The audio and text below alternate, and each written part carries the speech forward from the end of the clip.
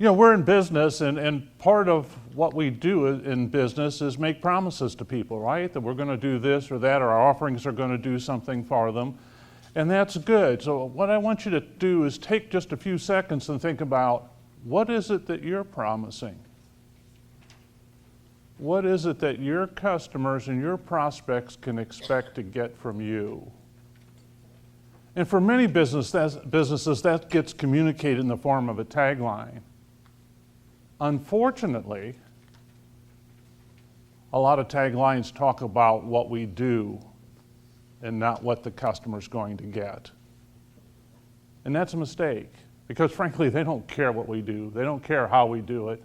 All they want to know is, am I going to get the result that I'm looking for? And so if your tagline does that, you need to change it.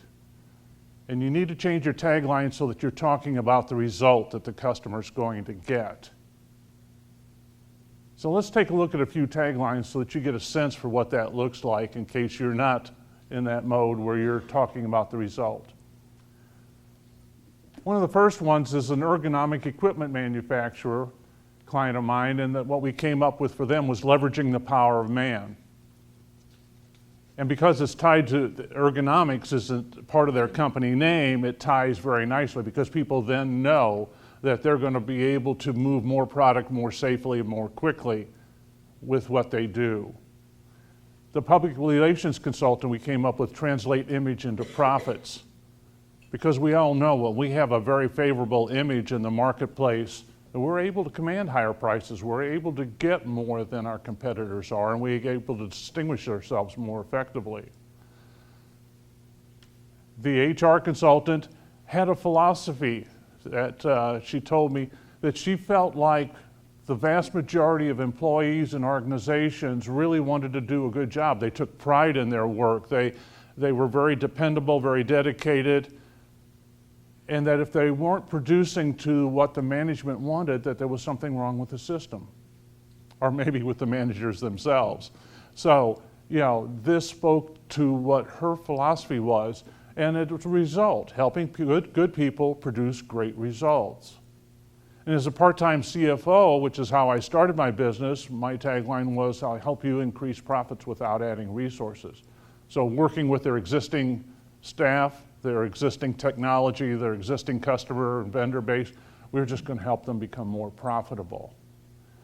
So each of these you can see, we're talking about a result. But a good tagline will do much more than just communicate the result. It really should do three things. Communicate that result very succinctly.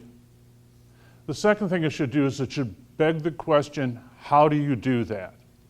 Because when people ask you, how do you do that? They just gave you permission to tell them more about what you do and why it's valuable. And you've piqued some interest there, so you've generated some interest.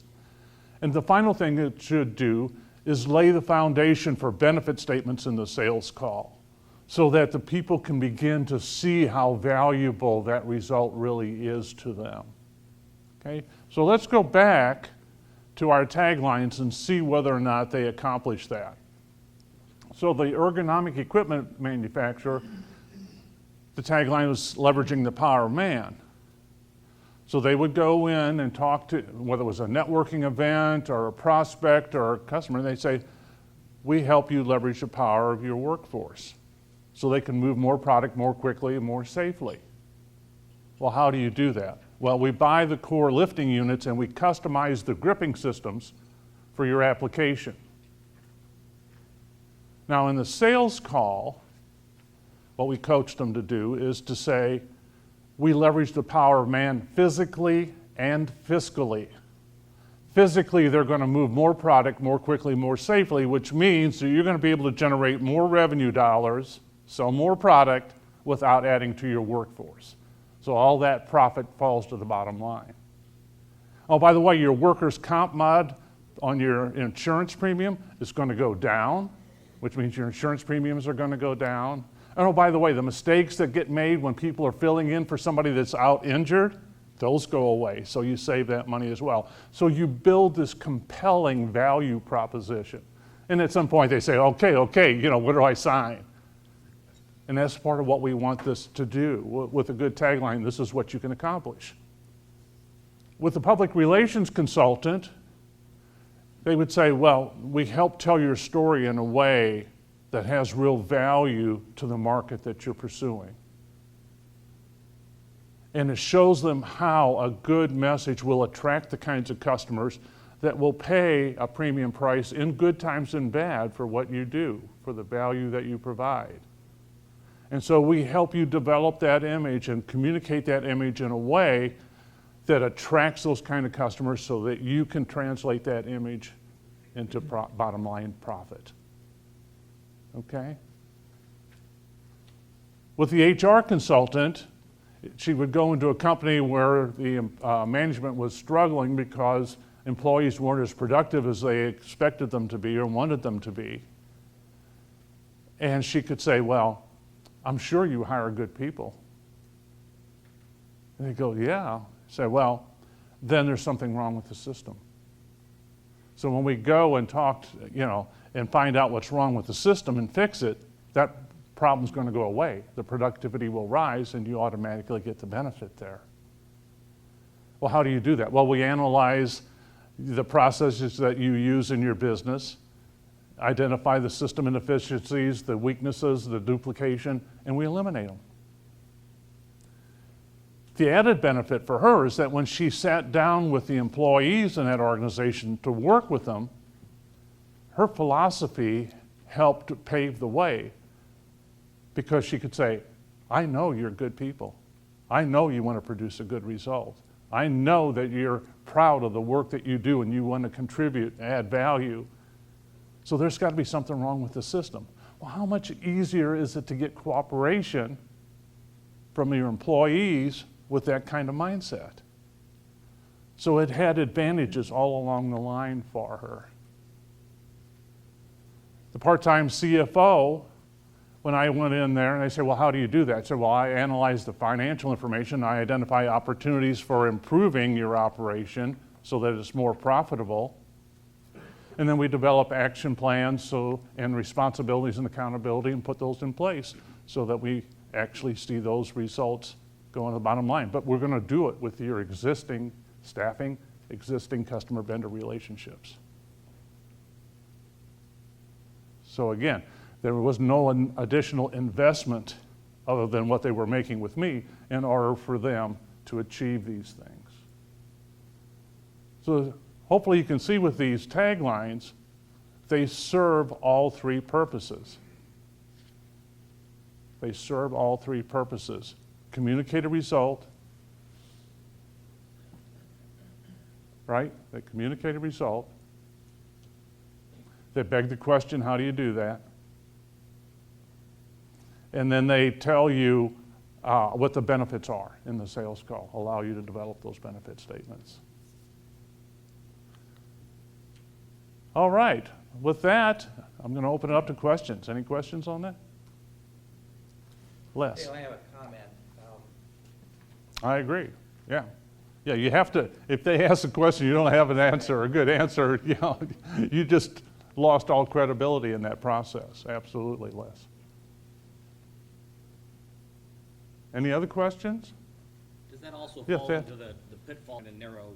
You're trying to narrow down to the people that really want that.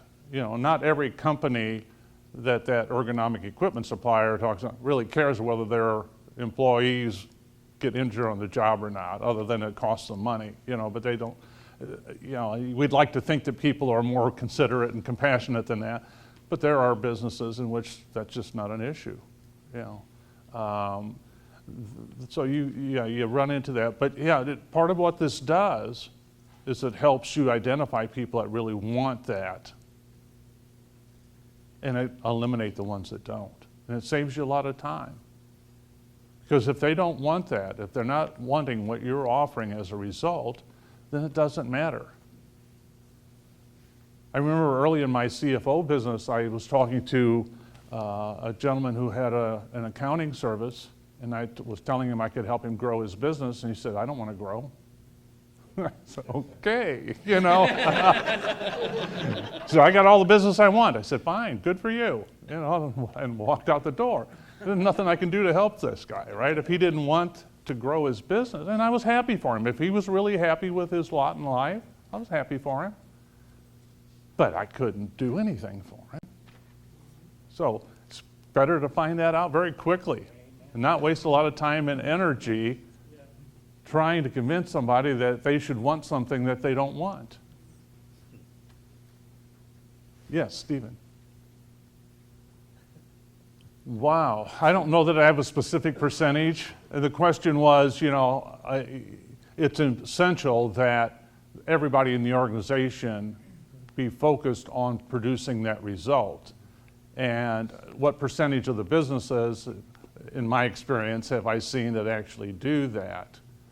And I've never done a formal study, so I don't have specific percentages, but I can tell you it's typically a pretty small percentage. We'll see a much higher percentage in an audience like this because many of us are providing either personal services or we're focused on things that we've created, and it's a part of it. It's a part of our DNA, and we take a lot of pride in it. So I think the promises get kept a lot more in small businesses than necessarily in large businesses. Yeah, the silos are a big aspect of that.